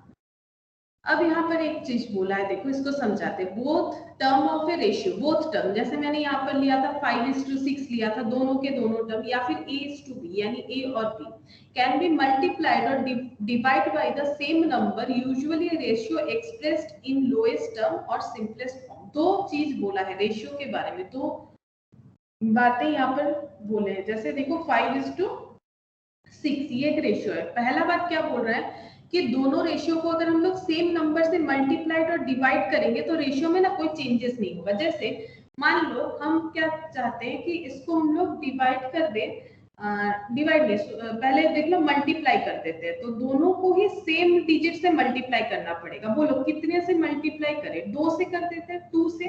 5 × 2 और 6 × 2, ठीक है, तो 5 × 2 कितना होगा? 10 6 × 2 कितना होगा? 12। अच्छा, तो 10/12, इसका मतलब तो 10/12 ही हुआ ना, ये तो रेशियो के लिए यूज होता है ये कोलन, लेकिन एक्चुअली मतलब तो 10/12 ही है। तो 10/12 को अगर सिंपलेस्ट फॉर्म, क्योंकि रेशियो हमेशा सिंपलेस्ट फॉर्म में बताया जाता है, जिससे और मतलब उसके आगे हम लोग इसको सिंप्लीफाई नहीं कर सकते। तो 10/12 को कैसे सिंप्लीफाई किया जाता है? दोनों को सेम नंबर से डिवाइड कर, हाँ 2 से डिवाइड, मतलब कैंसिल करो, 2 5 10, 5/6, 2 6 12, तो वही घूम फिर के वही नंबर आ जाएगा। लेकिन कब आएगा? अगर सेम नंबर से हम लोग मल्टीप्लाई या डिवाइड करते हैं। और एक रेशियो लेते हैं जिसको हम लोग सेम नंबर से मल्टीप्लाई या डिवाइड करेंगे, जैसे ये 15:, और एक रेशियो ले लेते हैं, लाइक डिवाइड करना है तो हम लोग ऐसे ले लेते हैं 5 और कितना ले, वही सोच रहे हैं।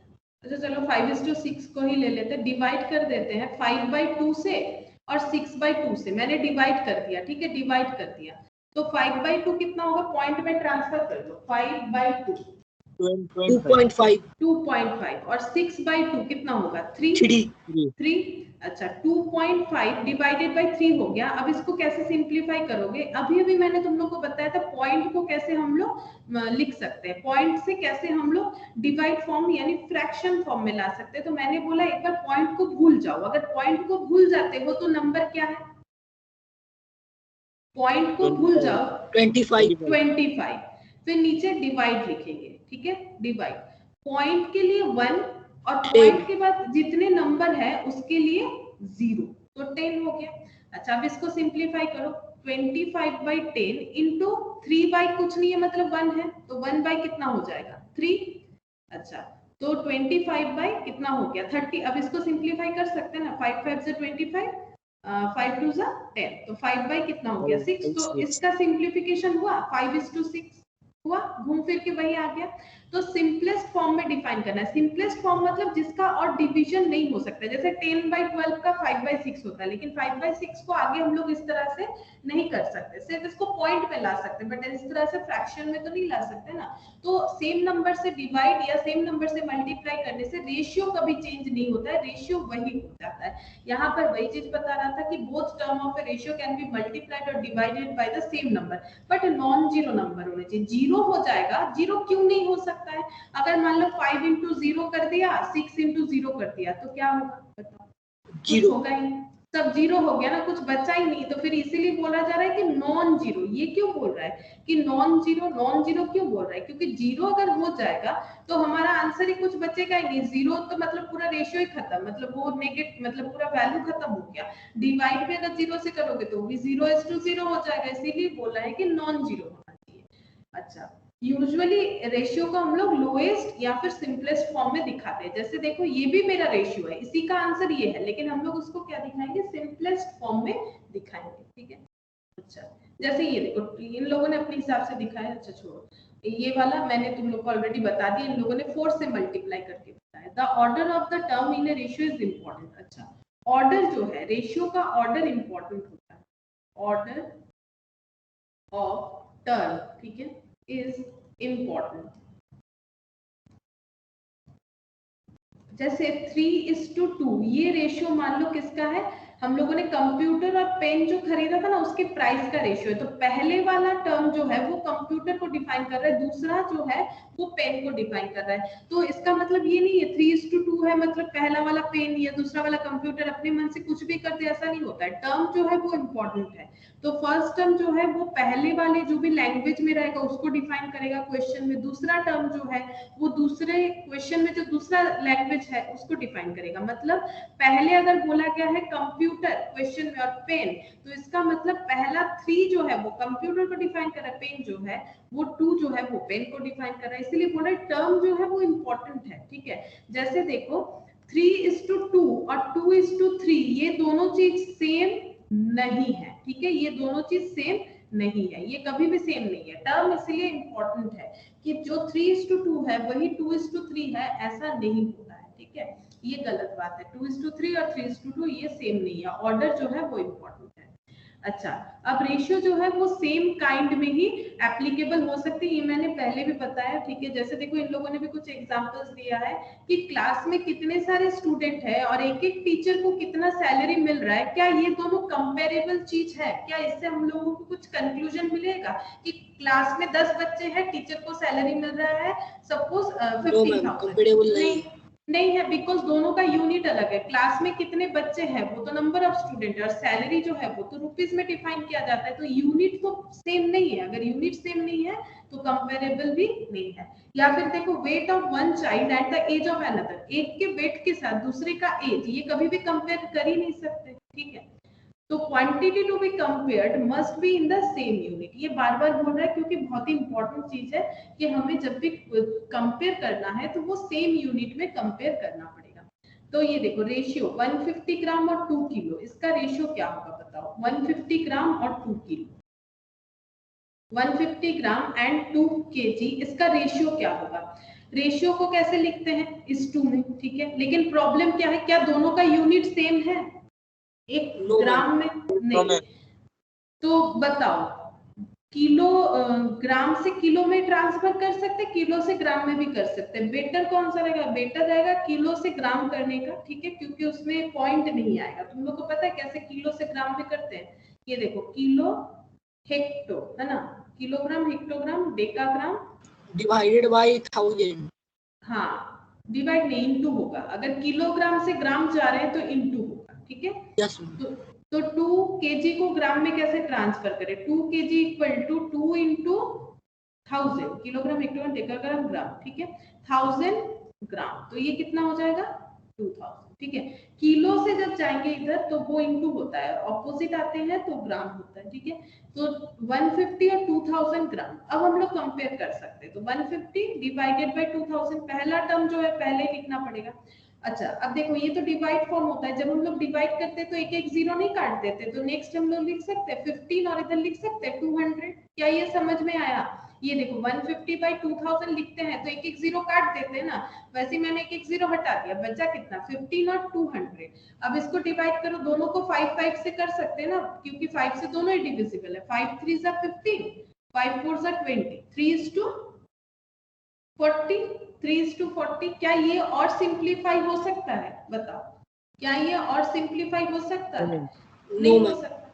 3:40, ये देखो। अच्छा, 25 मिनट और 45 सेकंड का रेशियो, 25 मिनट्स और 45 सेकेंड्स का रेशियो कैलकुलेट करने बोला। क्या ये पॉसिबल है या फिर कुछ चेंजेस करने चाहिए? मैम मिनट को सेकंड में या सेकंड को मिनट में कन्वर्ट करना है। हाँ, कोई भी एक चीज करो, या तो मिनट को सेकंड बना लो या सेकंड को मिनट बना लो। अच्छा, तो जो ठीक लगता है करो। तो मिनट को सेकंड बना लो। बोलो कितने सेकंड में 1 मिनट होता है? 60 second equal to 1 minute. 60 second equal to 1 minute, ठीक है। अच्छा, तो इसका मतलब थोड़ा सा हम लोग इसको चेंज करके लिखते हैं। 1 मिनट इक्वल टू कितना हो गया? 60 सेकंड। तो 25 मिनट में कितने सेकंड होते हैं? 1500 सेकंड।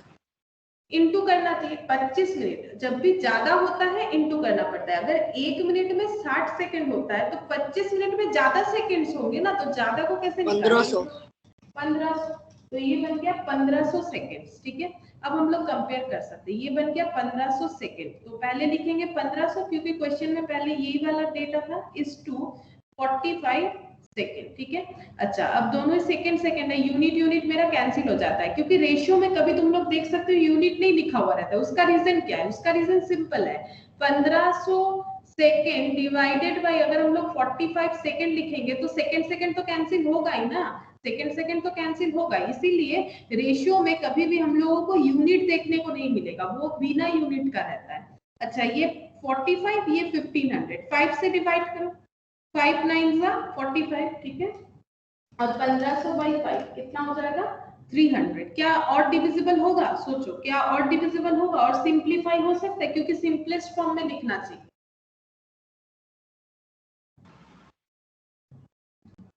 100 by 3। हाँ, 100 और 3 से डिविजिबल होगा ना। 3 से डिवाइड करेंगे तो 100 और ये हो जाएगा 3, तो 100 is to 3। ये देखो, ये हो गया। अच्छा, ये देखो यहाँ पर बोला है 3 kg और 5 kg, convert them into equivalent like fraction. अच्छा, अगर मान लो हमें बोला है 3 kg और 5 kg का रेशियो निकालो, तो हम लोग को क्या करना चाहिए? Simple, 3 by 5। हाँ, 3 kg और 5 kg का रेशियो बोला है तो 3 by 5, यानी हम लोग क्या करेंगे? 3 kg by 5 kg, kg kg cancel, तो इसको हम लोग रेशियो में कैसे लिखेंगे? 3:5 बोल के लिख देंगे, ठीक है। यही चीज बोल रहा है। अच्छा, अब बोल रहा है कि यहाँ से हमें फाइंड आउट करना है कौन सा रेशियो ग्रेटर है। यहाँ पर मतलब टोटल 4 डेटा है, ठीक है। 2 रेशियो और यहाँ पर 2 रेशियो। बताते हैं क्वेश्चन क्या है। 2 and 1/3, ये दिया हुआ है 2 and 1/3 is 2, 2 and 1/3 is to 3 and 1/3, 3 and 1/3, ये एक दिया हुआ है। फिर यहाँ पर एक सेमी कोलन दिया हुआ है, देख सकते हैं यहाँ पर एक सेमी कोलन दिया हुआ है। 3.6 is to 4.8। हम लोग को पूछ रहा है कि कौन सा रेशियो ग्रेटर है, मतलब क्या ये वाला ग्रेटर है या फिर ये वाला ग्रेटर है, ये हम लोग को पूछा गया है। तो इसका मतलब हम लोग को चेक करना पड़ेगा कि कौन सा रेशियो ग्रेटर है। पहले हम लोग इसका सिंप्लीफाई फॉर्म निकाल लेते हैं, ठीक है। 2 and 1/3 और 3 and 1/3, इसको हम लोग सॉल्व करते हैं। किधर करते हैं? 2 and 1/3 और 3 and 1/3, यही दिया हुआ था। हाँ, तो बोलो इसको कैसे सिंप्लीफाई करते हो? 7 by 3 और 10 by 3।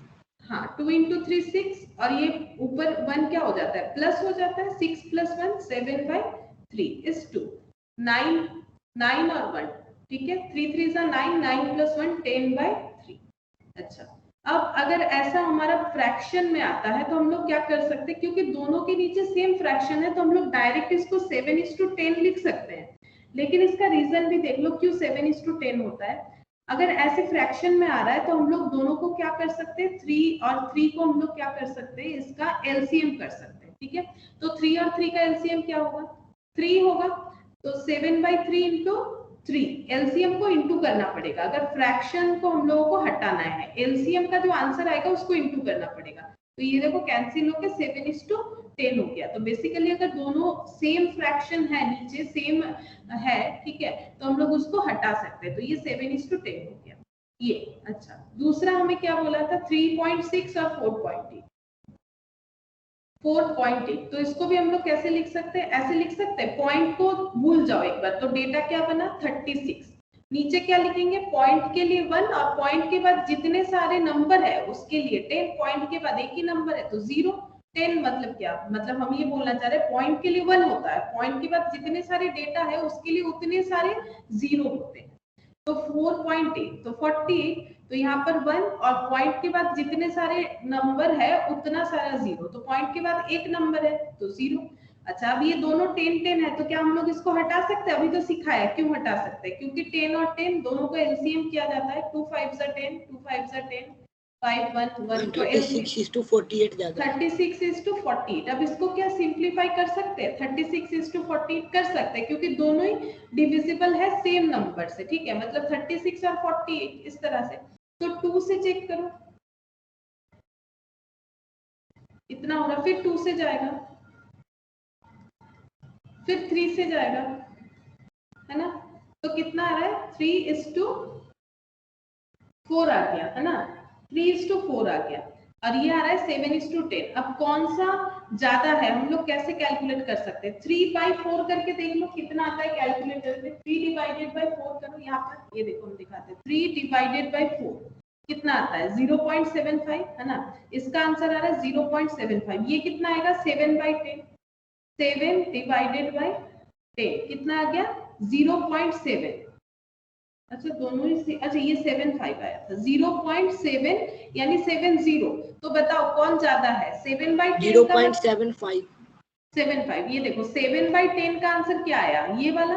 और 3:4 का आंसर क्या आया? 0.75। तो ऑब्वियसली ये ज्यादा होता है, तो हमारा आंसर पूछा था कि ग्रेटर कौन सा होगा, तो ग्रेटर ये वाला हो गया।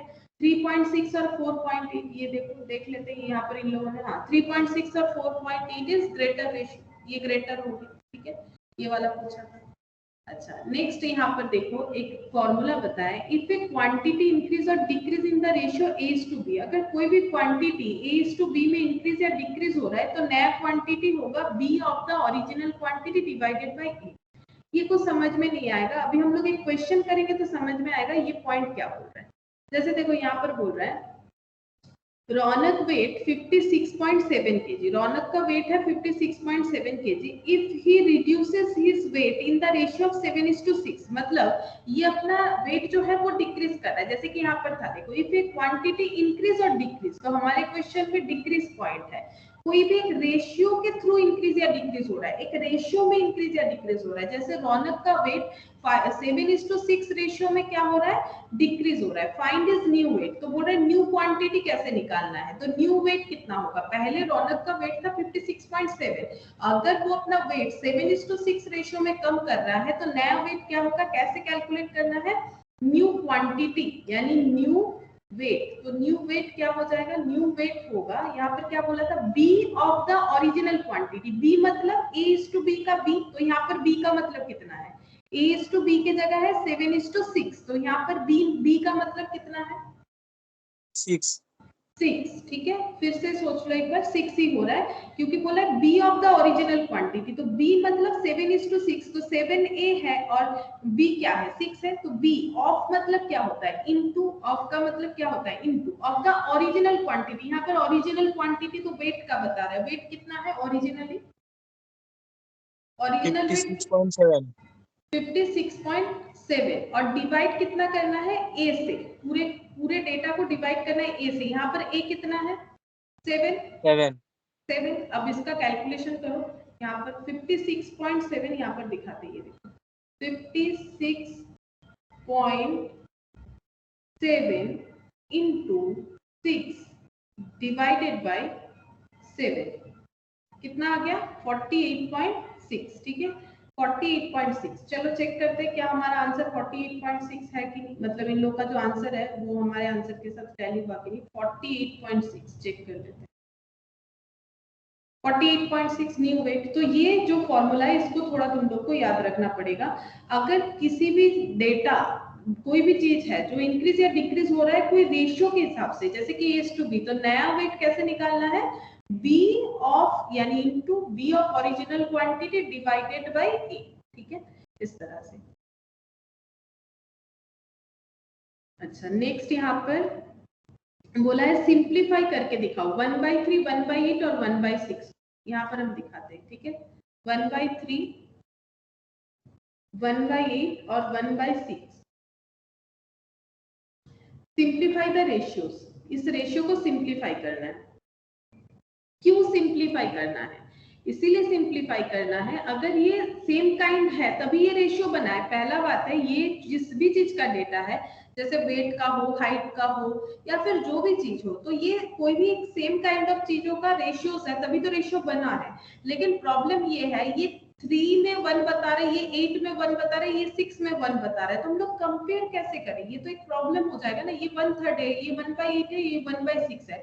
रेशियो में तो कंपेयर होना चाहिए। तो कंपेयर करने के लिए नीचे जो बेस है वो सब में बराबर होने चाहिए। जैसे मान लो मैंने बोला किसी को 10 मार्क्स मिला है आउट ऑफ 20, ठीक है, किसी को मिला है 10 आउट ऑफ 30, किसी को मिला है 10 आउट ऑफ 50। क्या ये कंपेयर कर सकते हैं? बोलो। 10-10 सबको मिला है, लेकिन क्या सबको सेम में मिला है? किसी को 20 में 10 मिला है, किसी को 30 में, किसी को 50 में। तो सबसे अच्छा परफॉर्मेंस किसका है?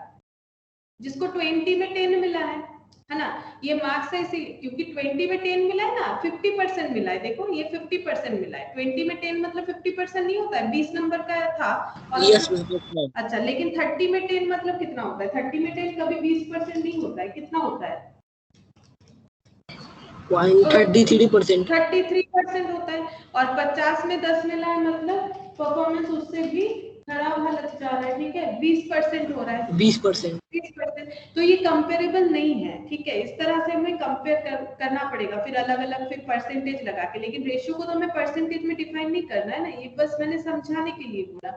इसीलिए नीचे अगर बेसिस जो है, बेसिस ये जो बेस है 1/3, 1/8, 1/6, ये अगर इक्वल नहीं है तो हम लोग कंपेयर नहीं कर सकते। इसलिए हमें इक्वल करना चाहिए। इक्वल करने के लिए अभी मैंने बताया था क्या करेंगे, सबका एलसीएम। तो 386 का एलसीएम करो। तो 2 से करेंगे पहले, फिर 3, यहाँ पर 3 से हो रहा है। तो 2 × 3 × 4 कितना हो गया? 24। अब एलसीएम को मल्टीप्लाई कर देना है, ठीक है। एलसीएम को क्या कर देना है? मल्टीप्लाई कर देना है। अच्छा, तो ये कितना हो गया? 8। ये कितना हो गया? 3। ये कितना हो गया? 4। इसको सिंप्लीफाई तो और कर नहीं सकते। 8, 3 और 4, देखो रेशियो वही लिखा हुआ है इन लोगों ने, 8:3:4। ये सिंप्लीफाइड फॉर्म, इससे ज्यादा नहीं होगा। मतलब ऐसा कोई भी डिजिट नहीं है जो ये तीनों नंबर से डिविजिबल हो, इसीलिए यही सिंपलेस्ट फॉर्म है। तो 8:3:4 हो गया, ठीक है।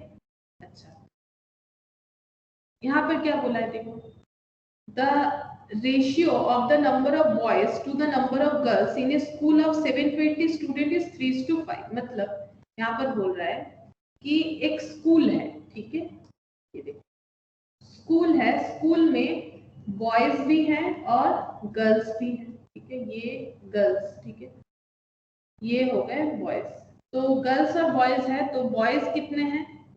नंबर नहीं बताया, 3:5। तो ratio of the number of boys to the number of girls, ठीक है, बॉयज टू गर्ल्स बोला हुआ है। इसका मतलब ये जो 3:5 है, 3 बॉयज को डिनोट कर रहा है, 5 जो है वो गर्ल्स के लिए डिनोट कर रहा है, ठीक है। अच्छा, टोटल स्टूडेंट कितने हैं? 720। टोटल कितने हैं? टोटल है 720, 720 स्टूडेंट है, ठीक है। अच्छा, if 18 new girls are admitted in the school, अगर और भी 18 लड़कियां स्कूल में एडमिशन ले रही है, find how many new boys may be admitted so that ratio of the number of boys to the number of girls may change to 2:3। इसका मतलब देखो, बोल रहा है कि पहले से रेशियो है 3:5। अगर नए 18 लड़कियां भर्ती होती है स्कूल में, तो पूछा जा रहा है कि कितने ऐसे लड़के को और भी एडमिशन करवाना पड़ेगा ताकि नया जो रेशियो है वो 2:3 होता है। नया रेशियो जो है बॉयज और गर्ल्स का वो 2:3 होता है।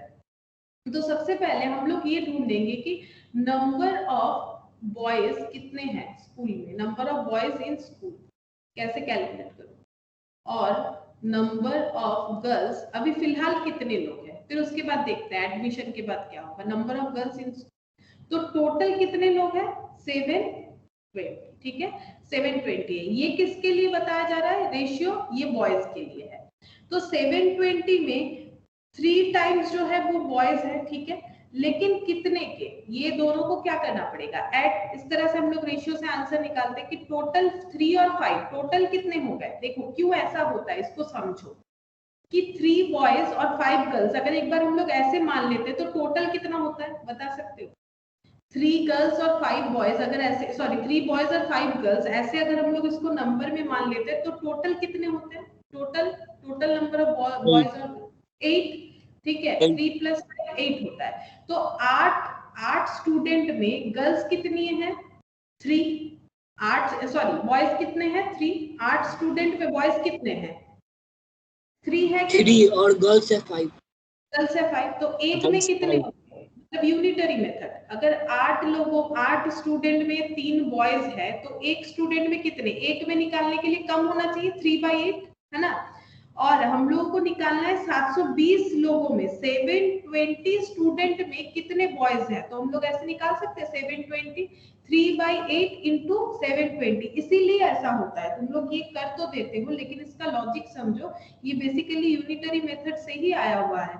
इसका मतलब ऐसे होता है ना, 270 हो जाएगा। हाँ, 8 लोग, टोटल 8 लोगों में 3 बॉयज है, और ये देखो ये 3 8 लोगों में, तो 720 लोगों में कितने बॉयज होंगे। उसी तरह से टोटल 8 लोगों में कितने गर्ल्स है? 5, तो 720 में कितने गर्ल्स होंगी, इसीलिए ऐसे होता है।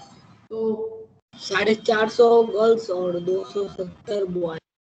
अच्छा, ये 270, तो ये 8 हो गया। ये 8 से अगर सिंप्लीफाई करोगे तो ये कितना हो जाएगा? 90 × 3 270, और यहाँ पर हो जाएगा 90 × 5 450, ठीक है। ये हो गया करेंटली इतने बॉयज और इतने गर्ल्स है, ठीक है। अगर नए 18 गर्ल्स एडमिट हो रही है स्कूल में, 18 गर्ल्स आर एडमिटेड,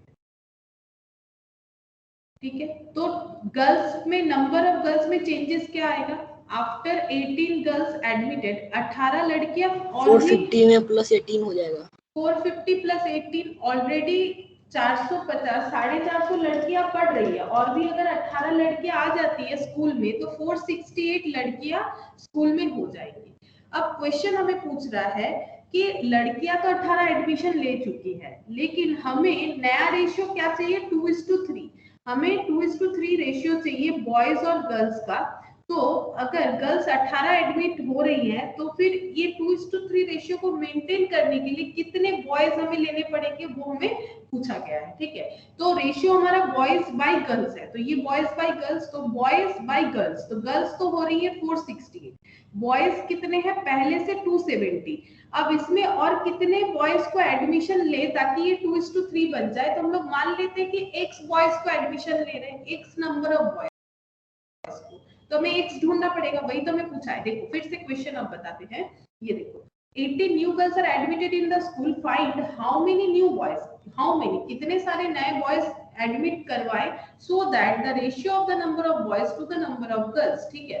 बॉयज और गर्ल्स का रेशियो चेंज होके हो जाए 2:3, तो चेंज कर दिया 2:3, लेकिन उसके लिए तो यहाँ पर भी नंबर ऑफ बॉयज और गर्ल्स चेंज होने चाहिए। गर्ल्स का चेंजिंग पता है 468, but we don't know about the boys, हम लोग को बॉयज के बारे में नहीं पता है। तो बॉयज का हम लोग मान लेते हैं कि जितने भी बॉयज थे और x number of boys admission करवाएंगे तब जाके ये रेशियो बनेगा। अब जस्ट क्रॉस मल्टीप्लीकेशन कर लो, तो 2 × 468, 3 × 270 प्लस x, तो 2 × 936 936 इक्वल टू 3 × 270 प्लस x। अब ये 3 जो है ये इनटू है, तो इसको इधर लाएंगे तो डिवाइड हो जाएगा, 936 डिवाइडेड बाय 3,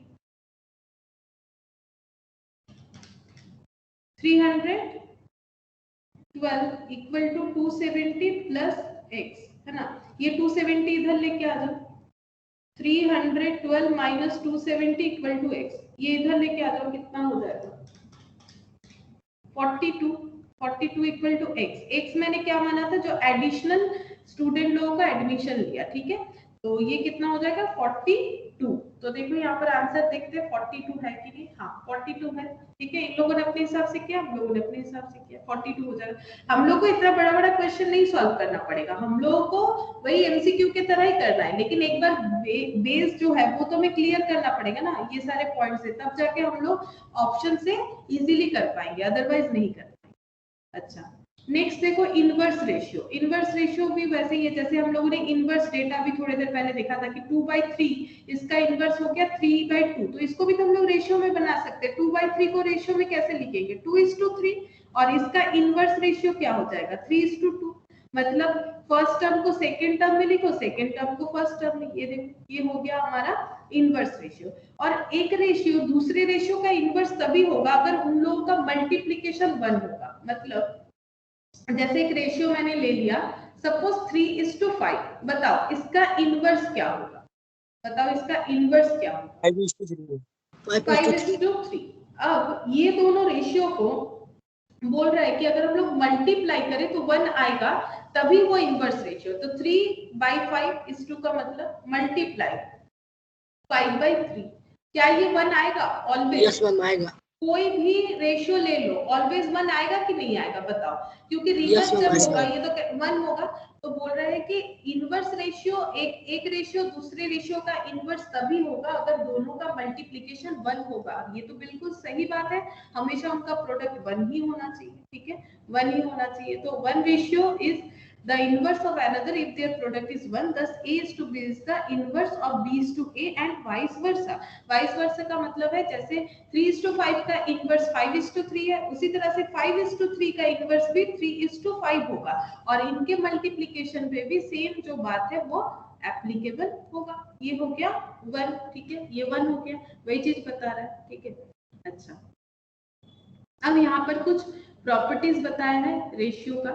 ठीक है, यहाँ पर बोल रहा है एक रेशियो अगर A:B है तो कब इसको ग्रेटर इनइक्वालिटी, कब इसको लेस इनइक्वालिटी बोलेंगे। ठीक है, तो ये देखो यहाँ पर लिख के दिखा, 5:3 में ये A है, ये B है। बताओ A ज्यादा है कि B ज्यादा है? ये ज्यादा है। A ज्यादा है। ठीक है, तो यही बता रहा है कि अगर A ग्रेटर देन B है, इसमें A ग्रेटर देन B है क्योंकि 5 ग्रेटर देन 3 है। अच्छा, 3:5, इसमें ये A है और ये B है। ठीक है, तो इसमें कौन ज्यादा है? B। तो A लेस देन B है क्योंकि 3 लेस देन 5 है। ठीक है, तो कौन से रेशियो को क्या बोलेंगे? तो A ग्रेटर देन अगर B होगा तो इसको हम लोग बोलेंगे ग्रेटर इन इक्वलिटी। इनइक्वालिटी क्यों? क्योंकि दोनों इक्वल नहीं है। जो इक्वल होता है उसे इक्वलिटी बोलते हैं, जो इक्वल नहीं होता है उसे इनइक्वालिटी बोलते हैं। ग्रेटर क्यों? क्योंकि पहला वाला ज्यादा है, ग्रेटर इन इनइक्वालिटी। ठीक है, ये क्या है? ये भी इनइक्वल है लेकिन पहला वाला कम है, तो इसको हम लोग क्या बोलेंगे? Less in equality. Less in equality, इसको हम लोग बोलेंगे लेस इन इक्वलिटी। जैसे ये देखो 3:4, 5:7। ठीक है, तो अच्छा नहीं, इसमें एग्जांपल नहीं दिया था। चलो नेक्स्ट बोला है कंपाउंड ऑफ 2 रेशियोज। ठीक है, कंपाउंड ऑफ 2 रेशियोज। तो कंपाउंड मतलब कंपाउंड भी बोल सकते हैं, कॉम्पोजिट भी बोल सकते हैं। ठीक है, कॉम्पोजिट यानी मल्टीप्लाई। जैसे मान लो 2 रेशियो है, 2:9 एंड 5:7। ठीक है, इन दोनों का मल्टीप्लिकेशन तो कैसे? 2:9 मतलब 2 × 9 इंटू 5:7 मतलब 5/7। इसको मल्टीप्लाई करो, कितना हो जाएगा? 10, और 9 × 7 63। ये सिंप्लीफाई भी नहीं होगा। ठीक है, इतना ही रहेगा क्योंकि 10 और 63, तो ये हो गया 10:63। इसको हम लोग बोलेंगे कंपाउंड या कॉम्पोजिट रेशियो। तो कोई भी 2 रेशियो जिसको हम लोग मल्टीप्लाई कर देते, 2, 3 कुछ भी हो सकता है। ठीक है, 2 से भी ज्यादा हो सकता है, इसको हम लोग बोलते हैं compound ratio. The ratio compounded of itself is called duplicate ratio. ये तो डुप्लीकेट रेशियो क्या होता है? डुप्लीकेट रेशियो, कोई एक रेशियो ले लो जैसे 2:9। ठीक है, अच्छा, इसको कंपाउंड करेंगे इटसेल्फ। मतलब इटसेल्फ मतलब ये खुद, कंपाउंड का मतलब अभी मैंने बोला मल्टीप्लाई, इसके साथ ही मल्टीप्लाई करना है, यही वाला रेशियो। कंपाउंड यानी मल्टीप्लाई विद इटसेल्फ। इटसेल्फ मतलब इसी से मल्टीप्लाई करना है। जैसे a को मल्टीप्लाई करना है a से, तो हम लोग क्या बोलेंगे? a × a, a is multiplied itself। वैसे ही this ratio is multiplied with itself, तो 2/9 तो कितना हो जाएगा? 4/81। इसको बोलेंगे डुप्लीकेट रेशियो। ये देखो ए ratio compounded of itself is called duplicate ratio. अगर कोई रेशियो खुद के साथ ही कंपाउंड होता है तो उसको हम लोग बोलते हैं डुप्लीकेट रेशियो। सिंपल सा बात है। इसका मतलब ये क्या हो गया, ये अगर a है और ये अगर b है तो हम लोग इसको बोल सकते हैं a का स्क्वायर, है ना, इसको हम लोग 2 का स्क्वायर बोल सकते हैं। 4 मतलब 2 का स्क्वायर, और 9 into 9 को हम लोग 9 का स्क्वायर बोल सकते हैं। तो a स्क्वायर डिवाइडेड बाय क्या हो गया, b स्क्वायर। तो किसी रेशियो a/b को अगर हम लोग a square is to b square में ट्रांसफर कर देते हैं तो उसको बोला जाता है डुप्लीकेट रेशियो। ये देखो a square is to b square is the duplicate of a/b। तो ये जो है ये डुप्लीकेट है इसका। तो इसमें कौन डुप्लीकेट है, ये ओरिजिनल कौन है, a/b। तो a square is to b square is duplicate of a is to b। a is to b का डुप्लीकेट रेशियो है, ठीक है। अच्छा, और नेक्स्ट देखो, नेक्स्ट बोल रहा है कि ट्रिप्लीकेट, ठीक है। डुप्लीकेट रेशियो हो गया, ट्रिप्लीकेट मतलब क्यूबिक फॉर्म। जैसे मान लो एक रेशियो है 2:3, एक रेशियो है 2:3, 2:3, ठीक है। 2:3 इसका ट्रिप्लीकेट क्या होगा। डुप्लीकेट का मतलब होता है स्क्वायर करना, तो ट्रिप्लीकेट का मतलब होता है क्यूबिक फॉर्म करना। तो 8 और 27, तो ट्रिप्लीकेट क्या हो जाएगा, ये ओरिजिनल है, इसका ट्रिप्लीकेट क्या हो जाएगा 2³ इज टू 3³। और इन जनरल फॉर्म में लिखेंगे a/b। अगर कोई रेशियो है, ये रेशियो है, this is the original ratio, ठीक है, ये ओरिजिनल रेशियो। और इसका ट्रिप्लीकेट क्या होगा, इसका क्यूब, हाँ a³ इज टू b³, ये इसका ट्रिप्लीकेट फॉर्म होगा। अच्छा, अब देखो सब डुप्लीकेट और सब ट्रिप्लीकेट क्या होता है। जैसे स्क्वायर करेंगे तो डुप्लीकेट ट्रिप्लीकेट होगा। अब हम लोग लिखते हैं सब डुप्लीकेट और सब ट्रिप्लीकेट, सब डुप्लीकेट और सब ट्रिप्लीकेट। अगर मान लो है 16 और 36, ठीक है, ये ओरिजिनल रेशियो है, ठीक है, ये है ओरिजिनल।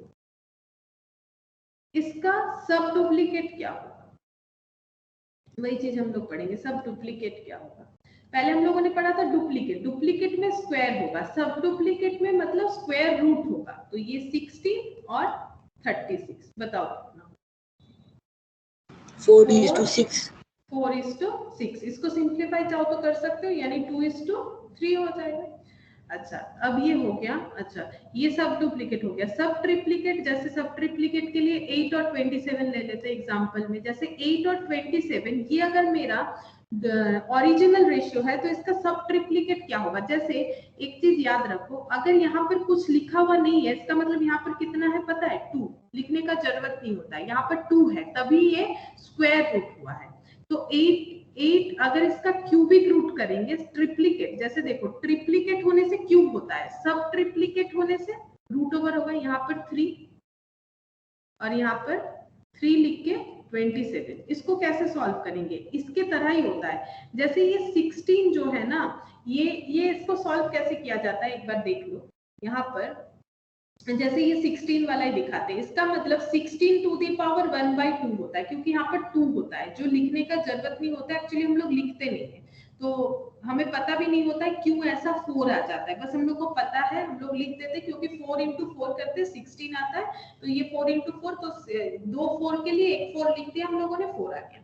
इसका एक्चुअली मतलब ऐसे होता है 16 और इसके ऊपर 1/2। तो 16 मतलब 4 का स्क्वायर टू दी पावर 1/2, तो 4।